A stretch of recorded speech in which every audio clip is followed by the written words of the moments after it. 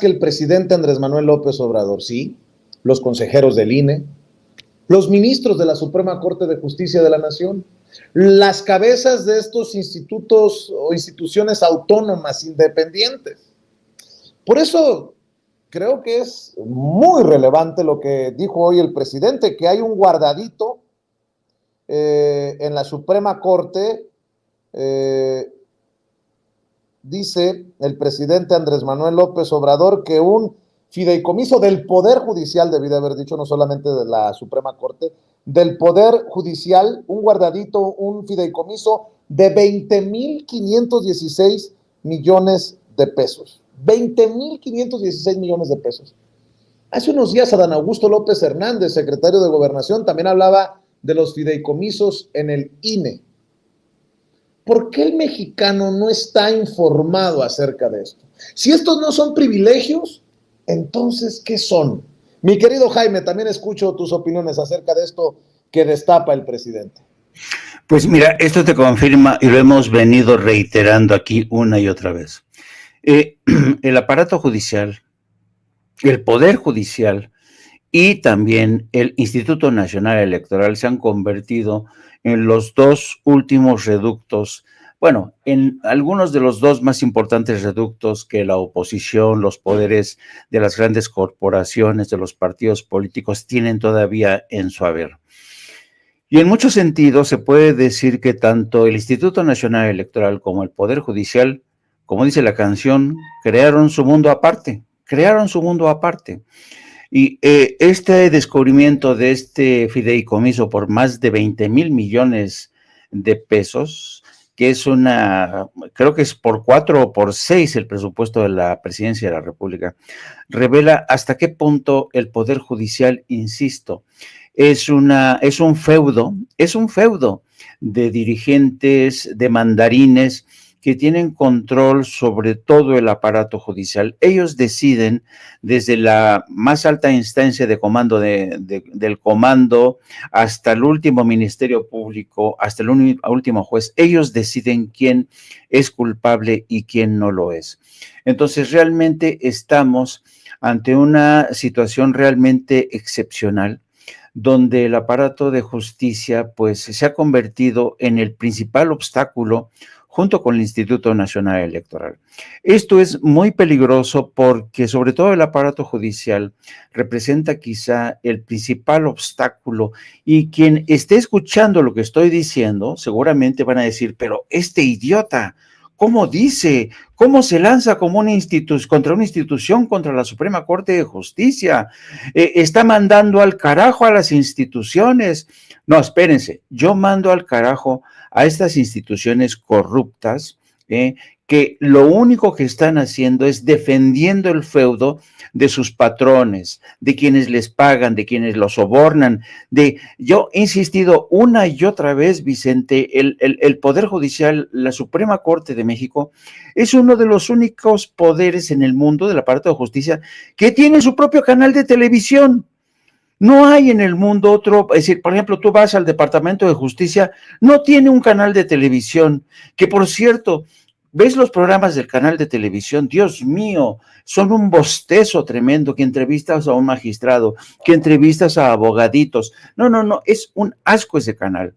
Cuando el aparato de justicia, el Poder Judicial, tendría que ser muestra, ejemplo de sobriedad, discreción, honestidad, pero no, son todo lo contrario, son ejemplo de deshonestidad.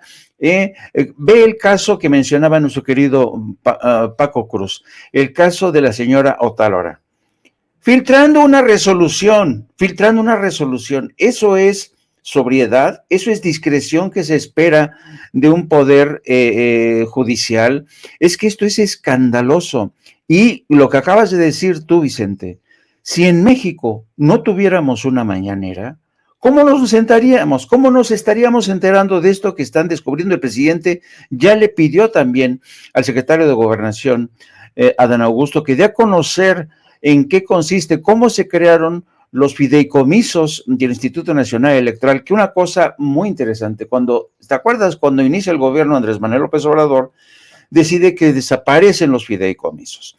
que en algunos casos eran fideicomisos con una vocación realmente de tener fondos, por ejemplo, en el caso de algunas universidades que tenían fondos que de esta manera enjugaban sus arcas cuando podían vender investigaciones que permitían a esas universidades hacerse de recursos. Pero estamos hablando aquí del aparato judicial y del Instituto Nacional Electoral, que no ofrecen nada a cambio, que su servicio está garantizado vía presupuesto de la nación. ¿Qué tienen que tener estos señores fideicomisos? Los fideicomisos de del aparato judicial, insisto, es como si fuera un estado, un feudo dentro de un estado. Yo creo que realmente esto es escandaloso. Y a mí me llama mucho la atención cómo este tipo de escandalosas noticias no saltan a la primera plana de los grandes diarios. Hoy, por ejemplo, el New York Times trae en su primera plana, no te lo pierdas, trae en su primera plana de hoy, ya ves que han estado con amenazas de que vamos a intervenir y queremos que... No. Lo que trae yo en su primera plana el New York Times es que México tiene un aparato de vigilancia militar cabrosísimo, ¿no? Y expone el caso de este activista de Nuevo Laredo, Raimundo Ramos, que dice que es vigilado por el ejército mexicano, que el ejército mexicano está espiando a sus ciudadanos. Yo digo, qué interesante, ¿no? Que un gobierno como Estados Unidos, que espía a todo el mundo, ha espiado a México, cuántas veces hemos conocido esos programas, se escandaliza porque dice que el ejército mexicano espía a activistas como, insisto, activistas entre comillas, como Raimundo Ramos de Nuevo Laredo, por sus presuntos vínculos con el crimen organizado. Pero ahí lo defienden a capa y espada, y The New York Times se dice escandalizado porque hay un espionaje del ejército mexicano y que el ejército mexicano se está convirtiendo en el principal espía de la nación. Vaya descaro de estos señores, la Agencia Nacional de Seguridad espía hasta sus mejores aliados. Hay que acordarse aquel episodio cuando Angela Merkel se cabreó con Barack Obama porque descubrió que le estaban espiando, se habían metido en su teléfono.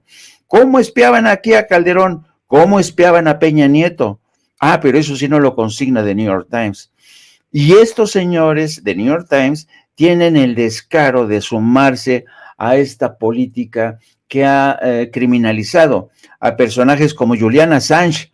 A eso voy, es una hipocresía que se traslada desde distintos puntos y todos tienen que ver, todos tienen en común: uno, que son de derecha; dos, que obedecen a intereses de Estados Unidos; y tres, que utilizan a los medios para demonizar a gobiernos, haciendo el caldo gordo a los golpistas de derecha que tenemos en México.